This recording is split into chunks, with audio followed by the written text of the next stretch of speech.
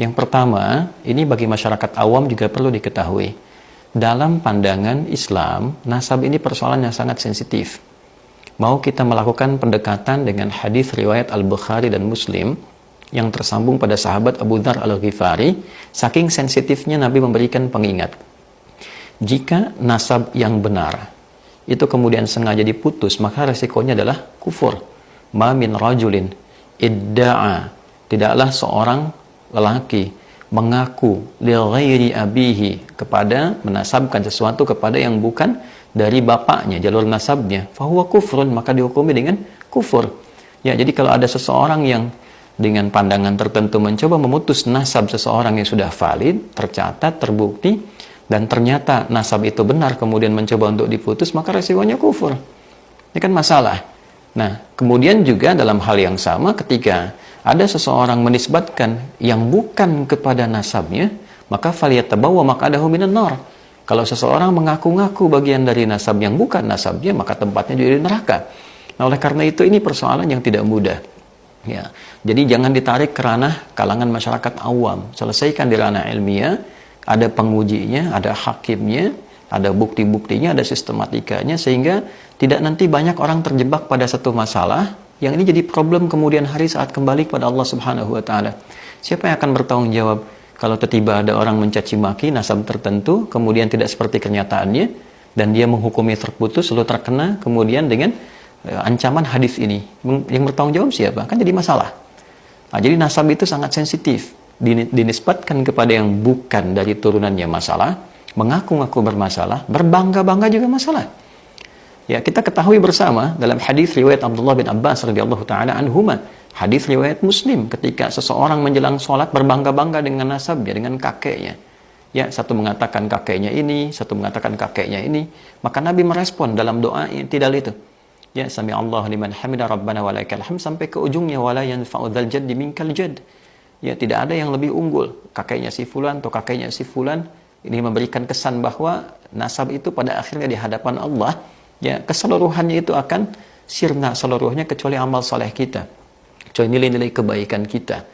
Ya, nah inilah poin-poin yang barangkali penting menjadi catatan. Tetap penghormatan itu mesti ada. Ya, kepada siapapun kita diajarkan untuk saling menghormati, dan kita telah khatam dengan itu semua. Ya, jangan kita hanya mengambil dalil inna akramakum indallahi atqakum. Ya, yang paling mulia adalah ketakwaannya di hadapan Allah. Nah, di antara nilai takwa itu adalah menghormati orang lain. Di antara takwa itu menyambung silaturahim. Ya ayyuhan nasu taqu rabbakumul ladzi khalaqakum min nafsin wahidah wa khalaqa minha zawjaha wa batha minhuma rijalan katsiran wa nisaa'a wattaqullaha alladzi tasaaluna bihi wal arham. Jelas ayatnya. Ini ayat pertama. Hai semua manusia, tingkatkan takwamu kepada Allah, Rabb yang menciptakan engkau dari bapak yang satu. Kemudian ada istrinya jadi ibu kalian, ada Adam, ada Hawa, menyebar jadi keturunan, ada laki-laki, ada perempuan. Bertakwalah kepada Allah yang dengan itu kalian meminta untuk menyambung silaturahim. Jadi menyambung silaturahim, saling menghormati, saling menghargai dengan siapapun, bagian dari takwa. Nah, ini kan agak miris, kita mengambil narasi takwa untuk mengatakan yang paling tinggi di hadapan Allah adalah ketakwaannya. Tapi saat yang bersamaan juga ada sifat untuk mencela orang lain, mencela nasab orang lain. Ini bukan sesuatu yang proporsional.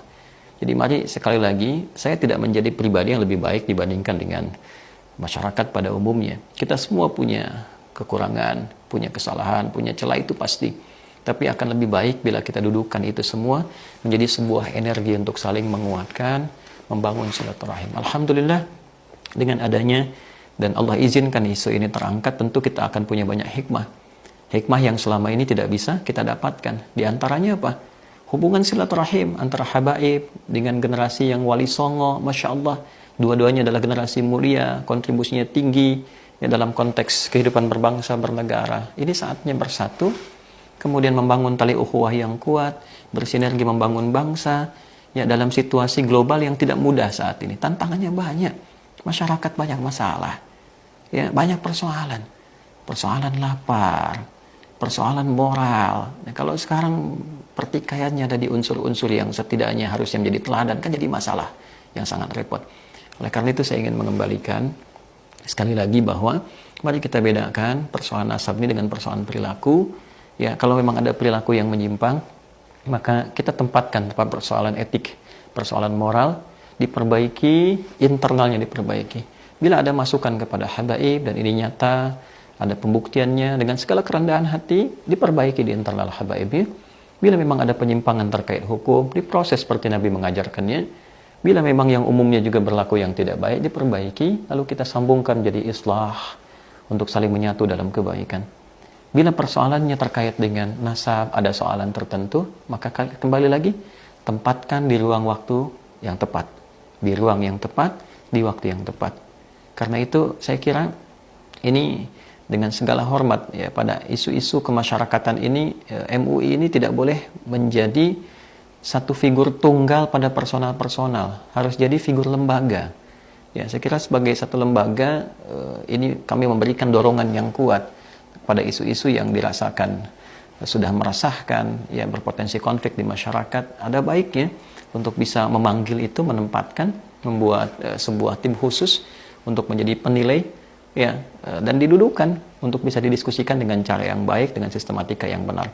Ini sudah tidak produktif, ya, apalagi juga sudah mulai muncul komentar dari ulama-ulama dari luar, baik yang diinfokan, membawa komentar. Ini bukan hal yang baik dari sudut pandang manapun. Maafkan saya, tidak ada maksud apapun kecuali untuk menyayangi semuanya. Saya menyayangi seluruhnya, Wali Songo saya sayangi, habaib saya sayangi, para ustadz, para kiai semuanya. Bahkan bukan hanya orang Islam, non-Muslim pun, semua masyarakat Indonesia khususnya, dalam satu kesatuan negara tercinta. Sebentar lagi kita akan merasakan dan menikmati nikmat kemerdekaan. Mari kita isi nikmat ini dengan nikmat kerukunan, nikmat sila ketiga, persatuan Indonesia. Semua bersatu, semua bersinergi membangun negeri, tepikan yang kurang baik, mulai berbenah menjadi lebih baik, dan semoga Allah mengampuni kita semua dan menyatukan dalam satu barisan di bawah panji umat Nabi Muhammad SAW yang kita rindukan dan kita cintai. Maafkan saya, semoga berkenan, adi hidayat. Astagfirullah wa natubu ilaik. Assalamualaikum warahmatullahi wabarakatuh.